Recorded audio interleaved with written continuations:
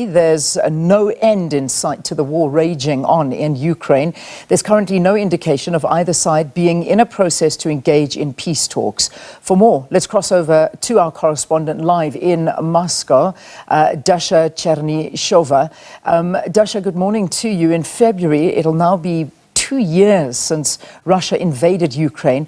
Can we say there's been a failure on the part of the international community to get the two countries to that negotiating table?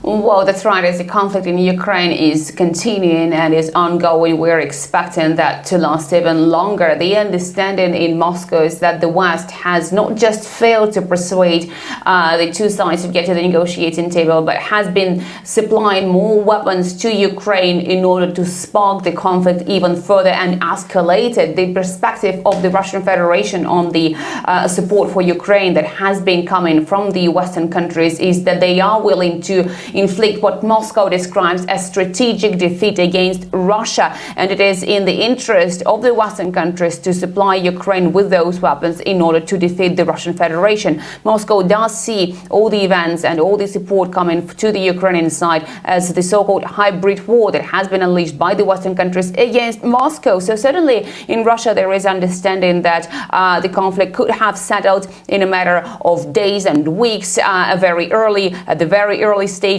of the so-called special military operation in Ukraine, should Ukraine be actually willing to get to the negotiating table. Now, the understanding is that when the sides have worked out the draft document that was in spring 2022, just months after the conflict has started, there was the document that was providing for the concerns of the Ukrainian side and for the concerns of the Russian Federation. But Moscow says at that point, the so-called Western curators of Kyiv have said, no, these should not go further, and they have decided to supply more weapons to Ukraine in order to drag this conflict. In the meantime, Moscow maintains that Ukraine cannot legally join the negotiations because there has been the law passed by the Ukrainian authorities which prohibits Ukraine to get into the negotiations with Moscow. But Moscow, it says, is ready for any sort of talks with Ukraine. But of course, at this moment, Moscow says that the new realities have to be taken into account.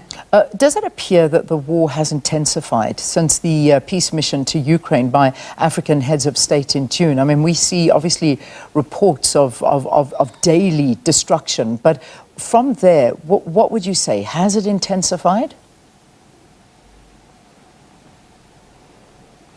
Well, certainly for the residents of the Russian Federation, what has changed is the reports of more attacks against the Russian regions, particularly the border regions. Just this, on Tuesday morning, we have heard the reports about a village in the Bryansk region being shelled by the cluster munitions. That is something that has never happened before. We understand that those regions that are bordering Ukraine from the Russian Federation are on a daily, under the daily attacks by the Ukrainian side, be it by the cluster munitions, be it by other types of shells, be it by the drones that are targeting the facilities inside Russia. They are even reaching the Russian capital, Moscow. There were attacks against Pskov region, and many have been wondering how that was actually made possible because it is far from the border. So the understanding is indeed that Ukraine has failed in its counteroffensive. That's according to the Russian officials, of course, and that's why they have embarked on a different tactic, trying to hit the facilities inside Russia by those drones.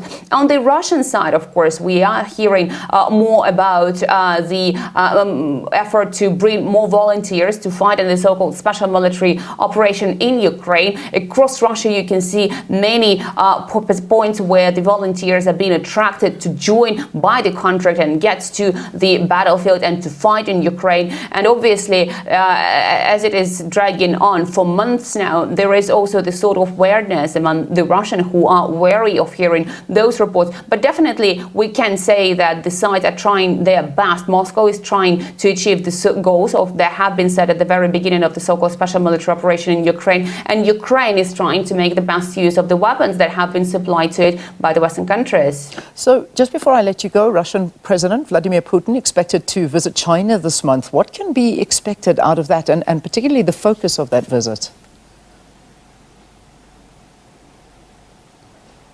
Well, the purpose is very clear. Moscow wants to demonstrate that it has especially good ties and relations, the strong relations with Beijing. It is important for Russia at this stage, but Moscow says that the ties are mutually beneficial. There was the visit by the Chinese President Xi Jinping to Russia earlier this year. We have seen a series of exchanges at the high diplomatic and official level between the officials of these two countries over the course of this year, over the course of the previous months. So definitely this visit will be once again stressing the no limits partnership between Moscow and Beijing. Another thing that obviously is on everybody's mind is that the Russian president will be traveling for the third edition of the Belt and Road Forum, and Moscow is stressing that it is important for the creation of the so-called multipolar world. Multipolarity is something that Moscow says the Western countries do not accept. So from the point of view of the international relations and the so-called new global order, that it's a very important visit, showcasing that Moscow does have good ties with Beijing, and together they do stand against the Western hegemony.